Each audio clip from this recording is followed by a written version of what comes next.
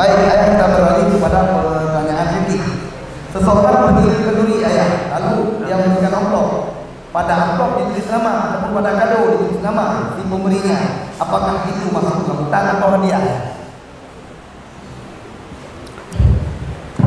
Udang. Ya, enggak apa-apa. Ya utang kan ini. Al-adat kan. Al-adat muhkamah. Ya walau hanatu lagi nyantat. Ya. Waktu hanatu lagi nyantat, waktu hanata batat, asai kata ba kebiasaan kapuli hati yang kajut.